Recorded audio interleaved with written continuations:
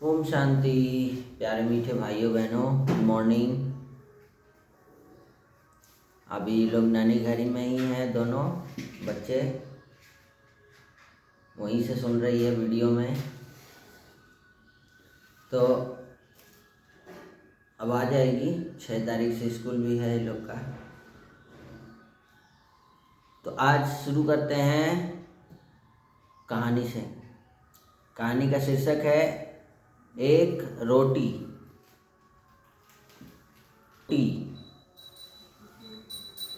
तीन व्यक्ति एक सिद्ध गुरु से दीक्षा प्राप्त करके लौट रहे थे। गुरु जी ने उन्हें आध्यात्मिक ज्ञान के साथ साथ व्यवहारिक जीवन जीने की भी शिक्षा दी थी। तीनों मार्ग में चलते हुए विभिन्न ग्रंथों और पुराणों पर चर्चा कर रहे थे। काफ़ी समय तक चलते रहने के बाद उन्हें अनुभव हुआ कि अब विश्राम करना आवश्यक है। उन्होंने एक स्थान पर रुककर रात बिताने का निश्चय किया। जब उन्होंने भोजन की पोटली खोली तो देखा कि उसमें केवल एक ही रोटी बची है। तीनों ने विचार किया कि इस एक रोटी को आपस में बांटने से किसी की भी भूख शांत नहीं होगी, इसलिए अच्छा होगा कि कोई एक ही व्यक्ति इसे खा ले। परंतु प्रश्न यह था कि वह एक व्यक्ति कौन है, कौन खाएगा। चूँकि वे आध्यात्मिक साधना करके लौट रहे थे, अतः उन्होंने निर्णय लिया कि इसका फैसला भगवान पर छोड़ दिया जाए। वे बोले कि ईश्वर अवश्य ही कोई संकेत देंगे जिससे यह स्पष्ट हो जाएगा कि रोटी किसे खानी चाहिए। यह सोचकर वे तीनों सो गए। थकान अधिक होने के कारण शीघ्र ही सबको गहरी नींद आ गई। प्रातःकाल जब वे जागे तो पहले व्यक्ति ने कहा कि कल रात मेरे स्वप्न में एक देवदूत आए। वे मुझे स्वर्ग की सैर कराने ले गए। वहाँ का सौंदर्य और शांति अद्भुत थी। अंत में एक श्वेत वस्त्रधारी महात्मा ने मुझे एक रोटी देते हुए कहा कि पुत्र, यह प्रसाद है, इसे ग्रहण कर अपनी भूख शांत करो। उसको रोटी का सपना आया। उसकी बात समाप्त होते ही दूसरा व्यक्ति बोला, यह तो अद्भुत संयोग है, मैंने भी ठीक ऐसा ही स्वप्न देखा। मेरे स्वप्न में भी एक महात्मा प्रकट हुए और उन्होंने कहा कि मैंने जीवन भर लोगों का भला किया है, इसलिए रोटी पर मेरा ही अधिकार है। दोनों की बातें सुनकर तीसरा व्यक्ति शांत बैठा रहा। पहले व्यक्ति ने पूछा, और तुम्हें क्या स्वप्न आया? तीसरा ने मुस्कुराते हुए उत्तर दिया कि मुझे कोई स्वप्न नहीं आया, ना मैं कहीं गया और ना ही मुझे कोई महात्मा दिखाई दिए। हाँ, रात में एक बार मेरी आंख खुली तो मैंने उठकर वो रोटी खा ली। ये सुनते ही दोनों क्रोधित हो उठे। तुमने ऐसा क्यों किया, हमें बताया क्यों नहीं? तीसरे व्यक्ति ने शांत स्वर में कहा कि कैसे बताता, तुम तो दोनों तो अपने अपने स्वप्न में स्वर्ग की सैर कर रहे थे और कल ही गुरु जी ने हमें सिखाया था कि आध्यात्मिक ज्ञान के साथ साथ व्यवहारिक बुद्धि भी आवश्यक है। मेरे लिए भगवान का संकेत यही था कि भूखे रहने से अच्छा है कि उपलब्ध रोटी खाकर अपनी भूख शांत कर ली जाए। तीसरे व्यक्ति की बात सुनकर दोनों निरुत्तर हो गए। इस कहानी से क्या सीख मिल रहा है कि केवल आध्यात्मिक ज्ञान पर्याप्त नहीं है, जीवन में व्यवहारिक बुद्धि का भी उतना ही महत्व है। जो उपलब्ध है वही पर्याप्त है। जिसका मन संतुष्ट है उसके पास सब कुछ है। जो भी आप ज्ञान ले रहे हैं, आध्यात्मिक ज्ञान या मुरली सुन रहे हैं, योग कर रहे हैं, केवल उसमें ही रमना, व्यवहारिक ज्ञान कुछ भी नहीं है। उसको फॉलो नहीं कर रहे हैं, धारण नहीं कर रहे हैं, तो उस ज्ञान का क्या अर्थ? तो यह है कहानी आज का।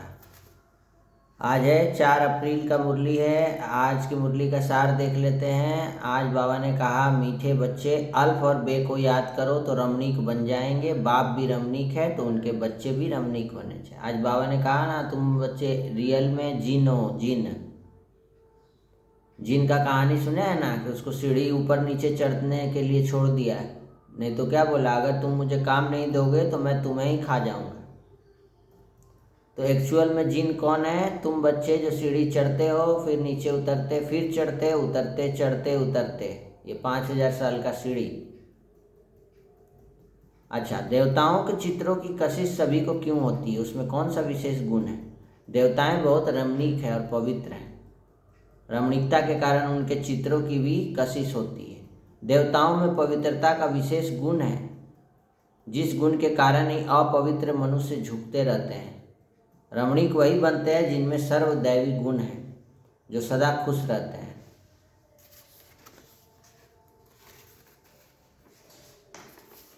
तो धारणा में बाबा ने आज हम बच्चों को कहा है कि अभी हम बनवाह में हैं, इसलिए बहुत बहुत साधारण रहना है। कोई भी अभिमान देह का व कपड़ों आदि का नहीं रखना है। कोई भी कर्म करते हुए किसको याद करेंगे? बाप की याद का नशा चढ़ा रहे। हम बेहद के त्यागी हैं, राज ऋषि हैं, इस नशे में पवित्र बनना है। ज्ञान धन से भरपूर बन दान करना है। सच्चा सच्चा सौदागर आज बाबा ने कहा है, ना पोता में लग हिसाब किताब करना है रोज, जैसे सौदागर लोग करता है ना। और स्वयं को सेवाधारी समझकर झुकने और सर्व को झुकाने वाले निमित्त नम्र चित्त हो। इतना नम्र बनिए कि आपके आगे लोग नतमस्तक हो जाए। कोई अहंकार नहीं। निमित्त उसे कहा जाता है जो अपने हर संकल्प हर कर्म को बाप के आगे अर्पण कर देता है। निमित्त बनना अर्थात अर्पण होना। और नम्रचित वह है जो झुकता है। जितना संस्कारों में संकल्पों में झुकेंगे उतना विश्व आपके आगे झुकेगी। झुकना अर्थात झुकाना। यह संकल्प भी ना हो कि दूसरे भी हमारे आगे कुछ तो झुके, नहीं, आपको झुकना है। जब आप झुकते हैं तो सामने वाला ऑटोमेटिक झुकता है। आप घमंड में रहते हैं तो सामने वाला भी घमंड में रहता है। आप जैसा करेंगे वैसा ही आपको मिलेगा। जो सच्चे सेवाधारी होते हैं वह सदैव झुकते हैं, कभी अपना रौब नहीं दिखाते हैं। स्लोगन है, आप समस्या स्वरूप नहीं बनो, समाधान स्वरूप बनो। महान बनने के लिए क्या करो? मधुरता और नम्रता का गुण धारण करो। आप महान आत्माओं का हर मनसा संकल्प हर आत्मा के प्रति मधुर और महान हो। जैसे बाप का स्वभाव सदा हर आत्मा के प्रति क्या है? कल्याण और रहम का भाव होता है ना। हर एक को ऊंचा उठाने का होता है, गिराने के बारे में नहीं सोचते हैं। मधुरता और निर्माणता का होता है। ऐसे अपना स्वभाव भी बना लो बाप समान। अगर तेज बोलने का, आवेश में आने का स्वभाव है तो यह अभी ब्राह्मण जीवन में बहुत बड़ा विघ्न है। अब ऐसे स्वभाव का परिवर्तन करो। तेज बोलते हैं, क्या कहते हैं? मेरे तेज बोलने का आदत है। क्यों स्लो नहीं बोल सकते हैं? बोल के देखिए, तो ट्राई कीजिए, एकदम बुदबुदाइए, धीरे धीरे बोलिए। बोल तो पा रहे हैं, फिर कैसे कहते हैं तेज बोलने का आदत है? अटेंशन नहीं है, चिल्ला देते हैं जोर से बोल करके। धीरे भी बोल सकते हैं आप। देखिए, कोई गुप्त बात किसी को बताना होता है तो क्या करते हैं? एकदम धीरे धीरे बात करते हैं ताकि कोई सुने नहीं, तीसरा व्यक्ति।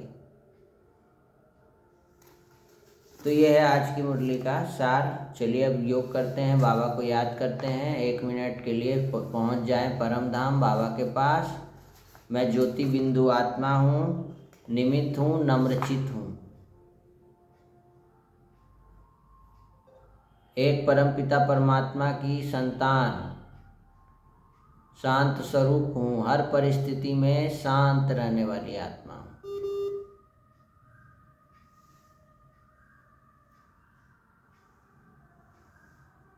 चलिए अब योग किया जाए।